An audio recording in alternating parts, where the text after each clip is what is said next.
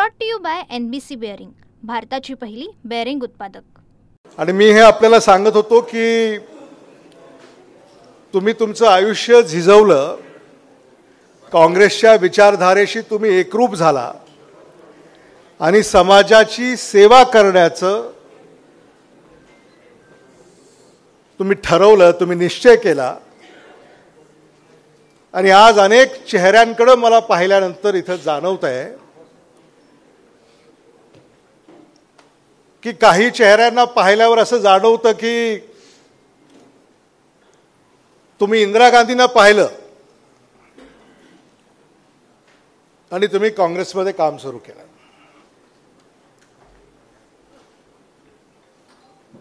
संजय गांधींना काहींनी पाहिलं, त्यांनी काँग्रेसमध्ये काम सुरू केलं। उल्हासदादा पवार या ठिकाणी उपस्थित आहेत।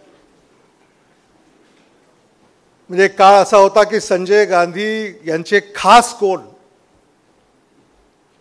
अशी जेव्हा चर्चा त्या काळामध्ये होत असे, तेव्हा उल्हासदादा पवार यांचं नाव हे आवर्जून घेतलं जात असे। आदरणीय राजीव गांधींना कुणी पाहिलं आणि काँग्रेसमध्ये काम सुरू केलं। आदरणीय रमेश चन्नीथलाजी, आदरणीय विलासराव देशमुख साहेब, अनेक नेते आहेत। आदरणीय पतंगराव कदम साहेब, आदरणीय DY पाटील साहेब, आदरणीय बाळासाहेब थोरात साहेब, त्या काळामध्ये त्यांनी राजीव गांधींकडे पाहिलं आणि त्यांनी काँग्रेसमध्ये स्वतःला झोकून दिलं आणि आपल्या कार्याला सुरुवात केली।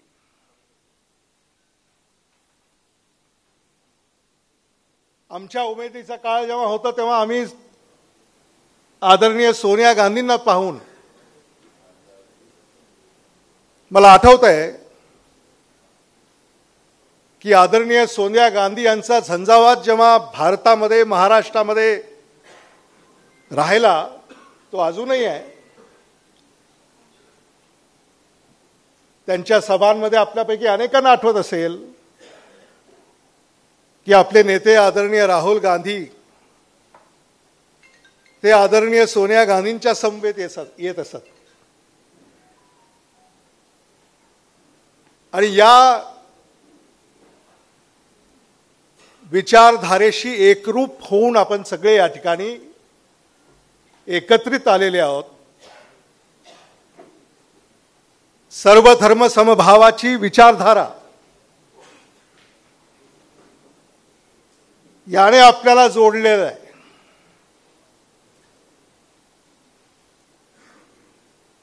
ज्यांना सोडून जायचं होतं ते गेले,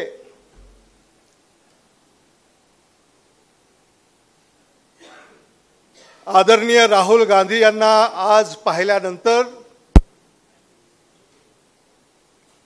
आपल्या सगळ्यांना हा आत्मविश्वास आहे की अपना टाइम आएगा।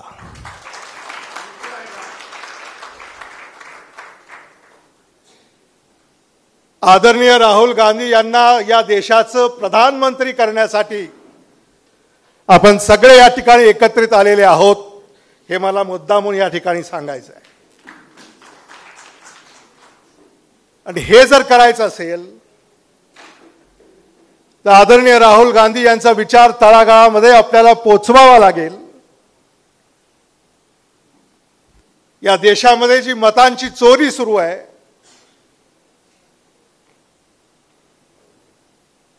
त्याचा सोक्षमोक्ष लावावा लागेल। आणि आज आपल्यापैकी प्रत्येक जण आदरणीय राहुल गांधीजी यांना समर्थन देतोय। इलेक्शन कमिशन ऑफ इंडियाला जी विनंती आदरणीय राहुल गांधीजी यांनी केली आहे की आम्हाला मतदार यादीचा इलेक्ट्रॉनिक डेटा द्या, त्यासाठी आपल्यापैकी सगळ्यांनी हे समर्थन दिलं असावं। मी तर दिलंय। ही एक डिजिटल मोहीम सुरू झालेली आहे। तुम्ही मी ही दिली आहे, आपल्यापैकी प्रत्येकानं हे समर्थन द्यावं. आणि एवढंच नव्हे तर या महाराष्ट्रातल्या प्रत्येक बूथवर जेवढे आपले कार्यकर्ते आहेत त्या कार्यकर्त्यांचं समर्थन येणाऱ्या काळामध्ये आपले नेते आदरणीय राहुल गांधीजी यांना देण्यामध्ये आपण पावलं उचलावीत, हे या निमित्तानं मी आपल्याला या ठिकाणी सांगू इच्छितो. महाराष्ट्राचे प्रभारी आदरणीय रमेश चनिथलाजी आणि प्रांताध्यक्ष हर्षवर्धन सपकाळजी यांना माझी विनंती आहे की महाराष्ट्र प्रदेश काँग्रेस कमिटीनं ही एक मोहीम याची घोषणा आज या निमित्तानं केली पाहिजे की आपले नेते आदरणीय राहुल गांधीजी यांना महाराष्ट्रातून किती समर्थन मिळतंय आणि ते समर्थन मिळवून देण्यामध्ये प्रमुख भूमिका आम्हाला बजावावी लागेल. उद्या तुम्हाला निवडणुका लढवायच्यात. जे आमदार झाले, मंत्री झाले, खासदार झाले ते व्यासपीठावर आले. तुम्हाला सुद्धा आमदार खासदार व्हायचं की नाही? किती लोकांना आमदार खासदार व्हायचं जरा हात वर करा.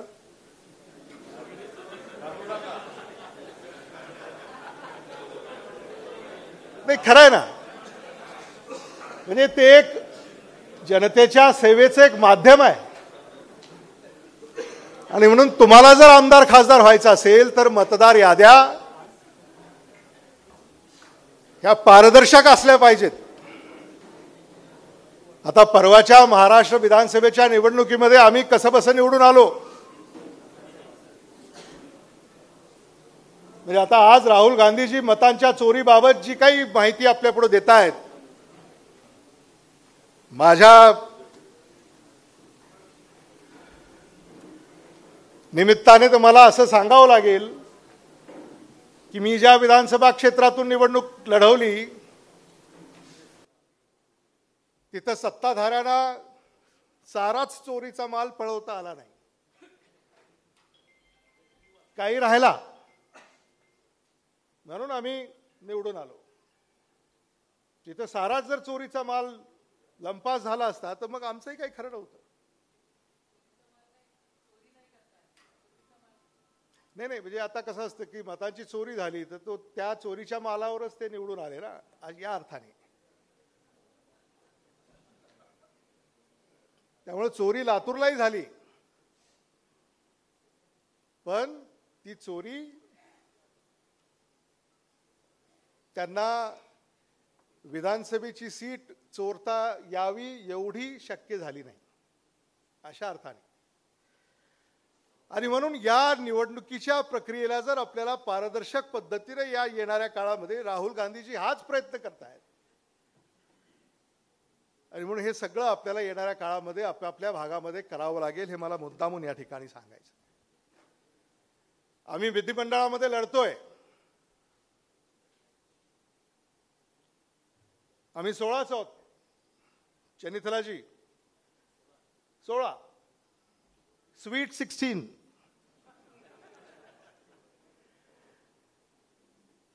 आणि आम्हाला मग बाळासाहेब थोरात साहेबांनी जे शिकवलं त्या काळामध्ये, आम्हाला ते म्हणायचे तुम्ही बोला. त्यावेळेला संख्या जास्त होती म्हणून आमचा नंबर लागायचा नाही. आणि आता संख्या कमी असल्यामुळं आता ओट सूट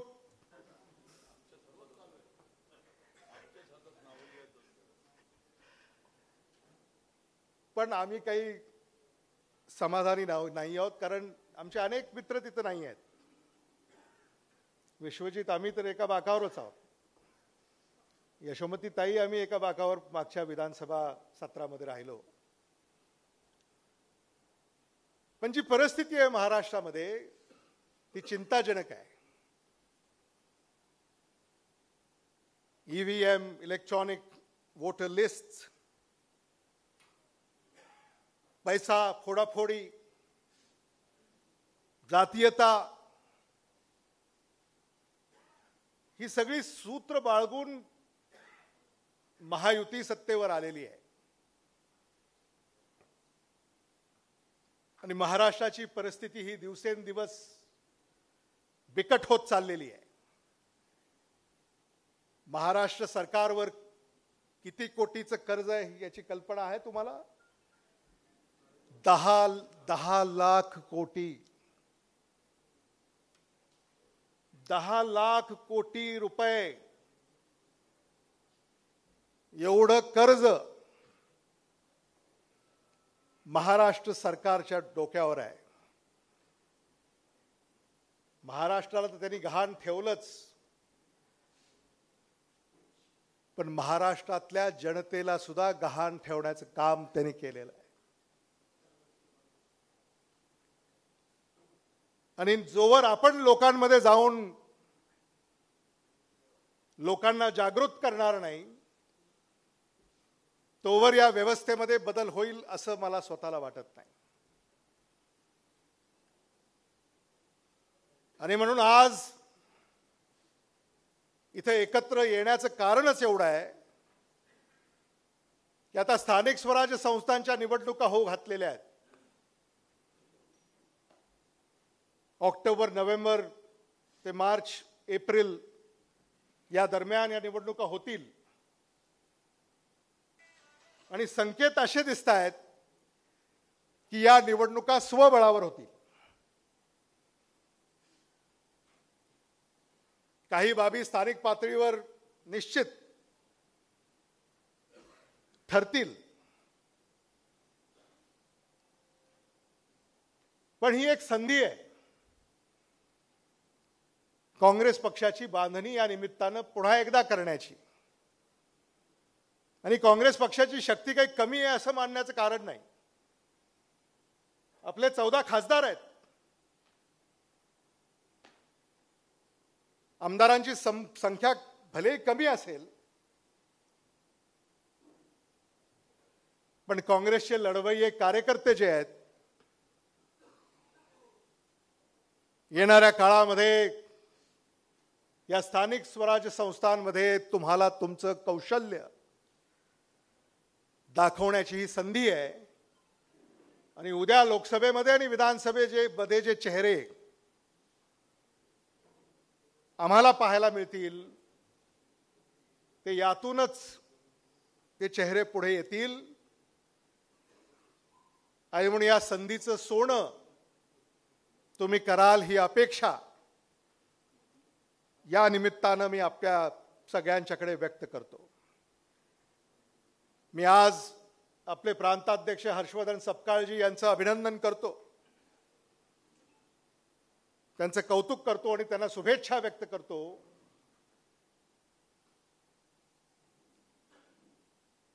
संकट समयी तुम्ही हे आव्हान स्वीकारलेलं आहे. हे साधं नाही आहे. मल्लिकार्जुन खरगेजी, सोनिया गांधीजी, राहुल गांधीजी, प्रियंका गांधीजी यांनी आपल्यावर ही जबाबदारी सोपवलेली आहे. आदरणीय रमेश चन्नीथलाजी यांनी आपलं पाठबळ आपल्या पाठीशी उभं केलं.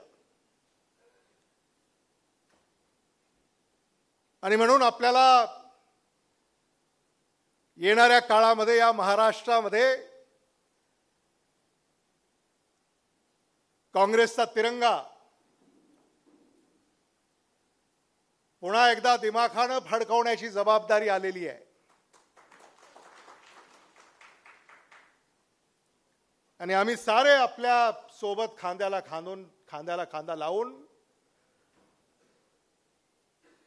लढण्यास सज्ज आहोत. हे देखील मला विनम्रपणे आपल्या पुढे मांडावंसं वाटतं. अनेक नेते व्यासपीठावर आहेत. मला असं वाटतं की ते सारेच आपल्या परीनं पक्षाच्या वाढीसाठी योगदान देत आहेत. आणि मला विश्वास आहे की या सगळ्या नेत्यांमध्ये ते गुण आहेत, ते कौशल्य आहे तो आत्मविश्वास आहे, ते पुन्हा एकदा काँग्रेस पक्षाला गतवैभव मिळवून देण्यामध्ये कमी पडणार नाहीत. आणि म्हणून आज या शिबिराच्या निमित्तानं मी आपल्या सगळ्यांना माझ्या आणि व्यासपीठाच्या वतीनं लाख लाख शुभेच्छा व्यक्त करतो. मी महाराष्ट्र प्रदेश काँग्रेस कमिटीच्या या नूतन कार्यकारिणी पदाधिकारी यांच्या निर्वाचनाला माझ्या शुभेच्छा देतो. आणि आज आपल्यामध्ये आम्हाला सहभागी होता आलं याचा आनंद निश्चित या ठिकाणी व्यक्त करतो आणि माझ्या शब्दांना मी विराम देतो. धन्यवाद. जय हिंद, जय Maharashtra. Brought to you by NBC bearing, भारताची पहिली बेअरिंग उत्पादक.